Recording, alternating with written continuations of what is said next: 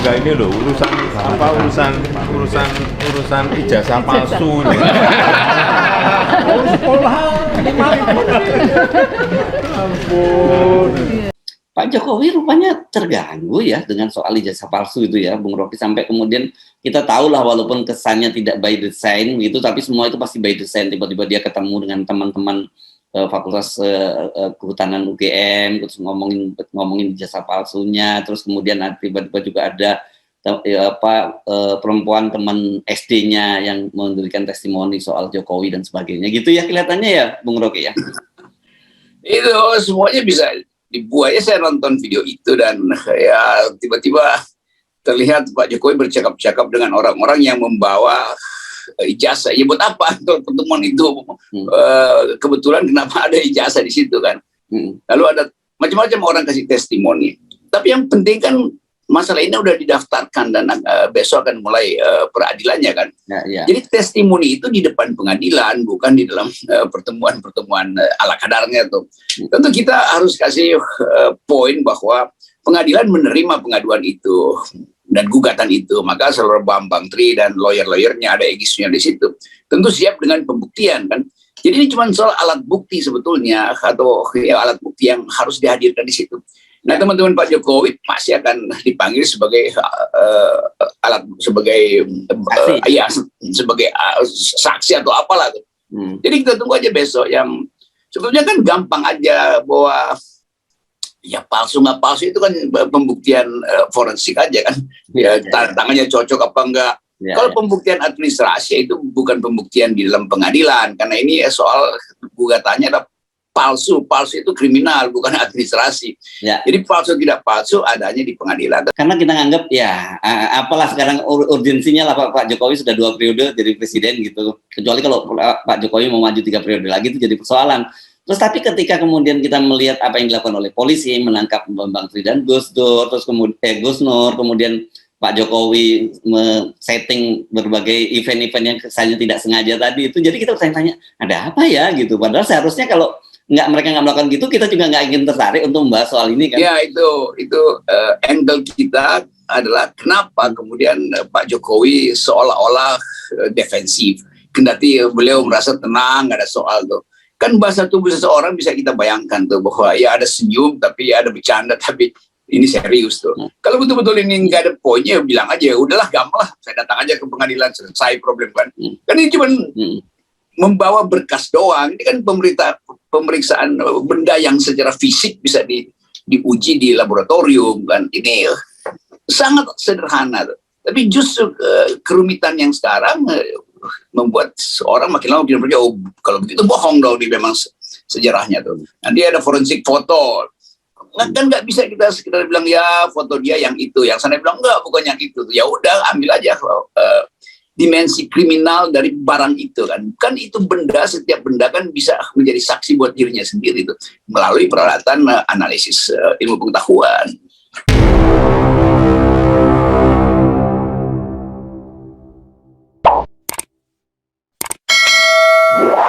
Halo, apa kabar Bung Rocky? Ini kita ketemu di hari Senin. Untuk warga Jakarta nih, hari pertama tidak lagi bersama dengan Anies Baswedan, gitu ya. Ya, ada rasa sedih memang karena menganggap seseorang yang mengasuh Jakarta akhirnya harus berpindah kantor gitu. Buat sementara Anies nggak ada kantor tuh. Tapi selalu orang ingin Anies balik ke Jakarta bukan untuk memimpin Jakarta tapi untuk memimpin Indonesia itu. Oh gitu ya. Oke. Itu positif saja karena kita kan dorong semua calon untuk bertanding tuh. Hari ini juga ulang tahun Pak Prabowo. Saya ditelepon banyak orang tuh. Tolong ucapin selamat dong. Oke, saya ucapin selamat kepada Pak Prabowo yang berulang tahun ke-71. Saya katakan ya bersiap-siap untuk memimpin Indonesia. Oke, karena reputasi dia udah tertanam di benak publik. Jadi banyak komunitas yang udah menganggap bahwa Prabowo bakal jadi presiden, Anies bakal jadi presiden, Ganjar bakal jadi presiden. Ya udah, itu semua adalah gairah dari relawan. Tapi saya dan FNN bukan penggairah, kami adalah analis.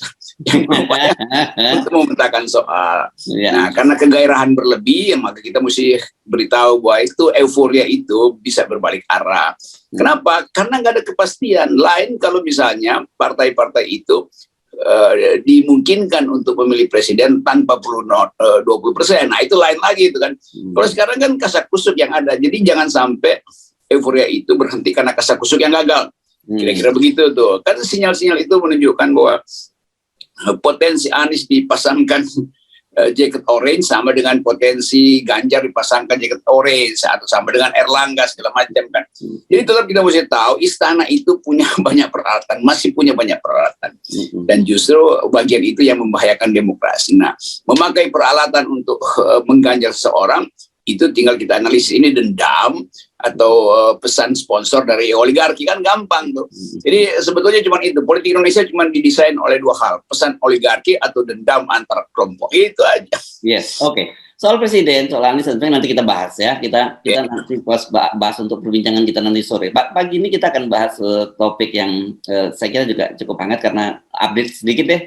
Hari ini kan mulai persidangan Sambo ya, kasus Sambo, dan kawan-kawan hari ini mulai disidangkan di Jakarta Selatan, dan saya kira ini juga peristiwa besar. Kemudian juga kita lihat ada Pak Jokowi rupanya terganggu ya dengan soal ijazah palsu itu ya, Bung Rocky, sampai kemudian kita tahu lah walaupun kesannya tidak by design gitu, tapi semua itu pasti by design. Tiba-tiba dia ketemu dengan teman-teman Fakultas Kehutanan UGM, terus ngomongin ijazah palsunya, terus kemudian tiba-tiba juga ada perempuan teman SD-nya yang memberikan testimoni soal Jokowi dan sebagainya gitu ya, kelihatannya ya Bung Rocky ya. Itu semuanya bisa dibuat ya. Saya nonton video itu dan ya tiba-tiba terlihat Pak Jokowi bercakap-cakap dengan orang-orang yang membawa ijazah. Ya buat apa pertemuan itu? Kebetulan kenapa ada ijazah di situ kan? Lalu ada macam-macam orang kasih testimoni. Tapi yang penting kan masalah ini udah didaftarkan dan besok akan mulai peradilannya kan. Ya. Jadi testimoni itu di depan pengadilan, bukan di dalam pertemuan-pertemuan ala kadarnya tuh. Tentu kita harus kasih poin bahwa pengadilan menerima pengaduan itu dan gugatan itu, maka seluruh Bambang Tri dan lawyer-lawyernya ada Egisnya di situ. Tentu siap dengan pembuktian kan. Jadi ini cuma soal alat bukti sebetulnya, atau ya, alat bukti yang harus dihadirkan di situ. Nah, teman-teman Pak Jokowi masih akan dipanggil sebagai sebagai saksi atau apalah tuh. Jadi kita tunggu aja besok. Yang sebetulnya kan gampang aja bahwa ya palsu nggak palsu itu kan pembuktian forensik aja kan. Ya tangannya cocok apa enggak. Kalau pembuktian administrasi itu bukan pembuktian di dalam pengadilan, karena ini soal gugatannya ada palsu itu kriminal, bukan administrasi. Jadi palsu tidak palsu adanya di pengadilan. Tapi kita senang bahwa Pak Jokowi merasa perlu untuk menerangkan dengan bahasa tubuh, bukan dengan bahasa hukum. Itu soalnya tuh. Soal bahasa hukum nanti di pengadilan. Kita tonton sebentar ya videonya kemarin ketika Pak Jokowi ketemu dengan teman-teman di Jogja ya.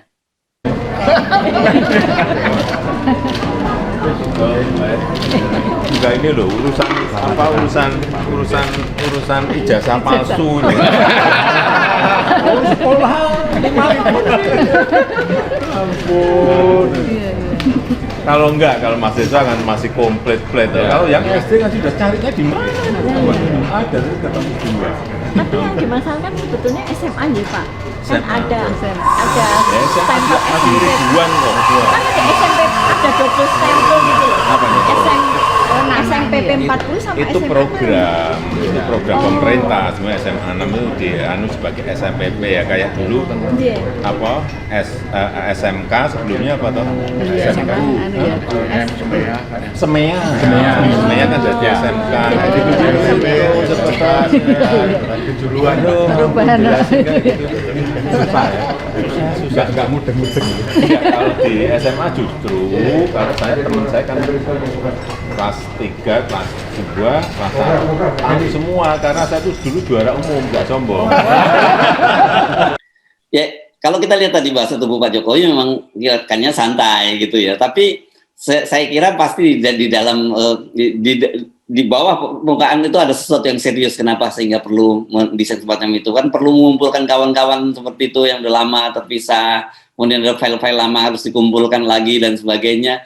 Jadi orang kemudian jadi kenapa mesti terganggu sih kalau soal ini memang memang benar? Karena nggak perlu kan, kayak seperti Anda bahkan nggak merasa terganggu kalau dipertanyakan ijazah Anda sendiri, Anda malah ngaku bahwa drop out kok gitu ya. Apa masalahnya kan gitu ya? Ya, kalau saya kan nggak ada yang peduli kan, orang anggap ya sih. Kelakuan saya berbeda dengan kelakuan Pak Jokowi yang ingin sempurna itu, dan bagian yang kemarin juga terlalu sempurna kan, itu video yang kemudian di-upload oleh Sekretariat Negara kan, Sekretariat Presiden. Sekretariat Presiden. Jadi orang bertanya, itu berarti ada momentum yang memang dibuat supaya Presiden bertemu lalu mengucapkan sindiran-sindiran, oh ini soal ijazah ya. Tapi kemudian terlalu rapi sehingga orang anggap ya ngapain juga ada teman-teman di situ datang untuk bertanya lalu membawa ijazah mereka masing-masing tuh, dan itu pasti fotokopian kan, ada yang menunjukin di handphone. Jadi terlalu sempurna sebagai sesuatu yang tidak diperlukan sebetulnya.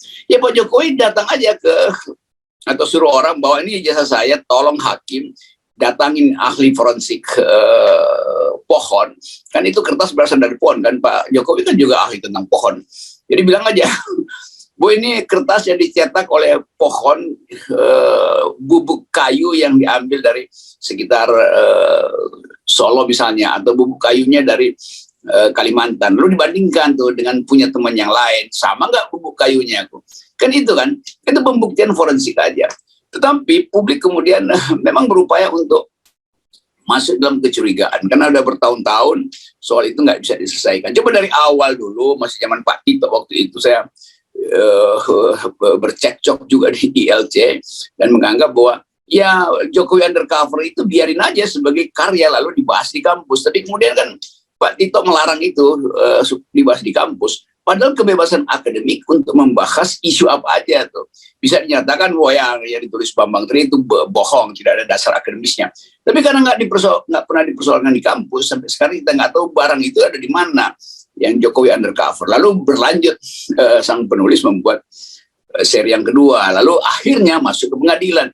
Itu sekuensis yang panjang sekali dari 7 tahun lalu. Nah bagian ini yang akan jadi sensasi bersamaan dengan sensasi pengadilan Pak Sambo. Jadi berurutanlah kekacauan di kita, dan publik akhirnya harus memilih tuh. Kita percaya pada pertemuan Pak Jokowi di Jogja atau kita harus tunggu hasil putusan sidang pengadilan negeri nanti. Ini intinya tuh. Ini cuma soal kertas yang panjang lebar tuh, dan yang ngapain sih persoalan ijazah tuh? Kalau seseorang betul-betul ingin memimpin, tetapi karena dia presiden, dia mesti membawa persyaratan itu, dan berarti KPU tidak verifikasi dong kalau begitu kan. Karena KPU juga bisa datang dengan bukti bahwa kami udah verifikasi tuh ijazahnya asli. Jadi KPU juga mesti jadi saksi, kunci di situ kan. Karena ini soal presiden dan KPU. Kalau KPU menerima itu artinya KPU udah verifikasi. Nah kalau KPU nggak verifikasi berarti ada permainan antara KPU dan Jokowi pada waktu itu sebagai individu, bukan sebagai presiden. Itu bahayanya. Iya ya. Tapi saya kira mungkin gini ya, kalau saya coba memahami kegelisahan dari Pak Jokowi, karena beliau pasti paham bahwa publik ini pun tanpa menunggu proses peradilan, mereka sudah punya kesimpulan sendiri juga. Ini yang berat, dan kemudian ini kan diperparah dengan sikap dari aparat keamanan sendiri, yang langsung misalnya menangkap Bambang Tri dan juga Gus Nur gitu, yang membuat konten mubahalah gitu. Dan yang aneh kan saya tanya kenapa yang kok bukan persoalan bahwa itu soal ijazah palsunya, tapi soal penistaan agamanya yang dipersoalkan kan gitu. Orang jadi bertanya-tanya, ada apa sih sebenarnya, kenapa mesti jadi begini gitu. Jadi kelihatan istana bikin banyak tim untuk konten isu ini. Ada tim medsosnya, ada tim yang sengaja memancing supaya terlihat apa sebetulnya yang dituntut, dan ada tim yang ingin agar supaya kasus ini selesai dengan kriminalisasi terhadap Bambang Tri itu dan Gus siapa namanya itu Gus Nur. Jadi ini akhirnya orang melihat kan, kalau begitu buat apa ada pengadilan nanti kan. Jadi seharusnya semua kasus ini dibawa aja ke pengadilan. Dengan mudah orang lihat nanti, oh kalau begitu pembuktian pengadilan benar. Itu artinya si Bambang Tri itu membuat hoax. Dan itu nggak ada urusan dengan agama. Dia membuat hoax, ya buat hoax saja kan. Bahwa dia kemudian bersaksi di depan Gus Nur, dan itu adalah bohong, ya udah itu pertanggungjawaban dia di akhirat. Nggak perlu diadili di publik. Itu bukan soal penghinaan agama. Ini soal seseorang bertanggung jawab terhadap sumpah dia pada orang lain. Kan itu soal akhirat lah, bukan Iya, dan ya rawan itu karena kemudian dianggap bahwa mubahalah itu memang sebuah proses yang dipercayai di dalam Islam, diyakini dalam orang Islam bahwa dan nanti itu urusannya sama Tuhan bukan sama manusia gitu. Kan nggak mungkin nanti Saudara Bambang Tri dinyatakan oleh pengadilan sebagai dengan ini kami putuskan Bambang Tri berdosa. Kan enggak kan? Itu soal nanti lah.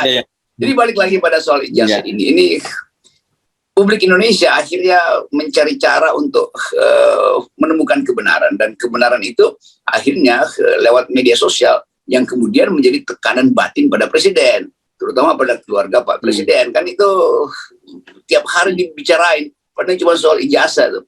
Jadi sebetulnya masalahnya adalah masalah administrasi yang gagal diverifikasi oleh KPU. Atau mungkin udah diverifikasi tapi orang nggak percaya. Jadi pembuktian kembali bahwa itu verified ijazahnya.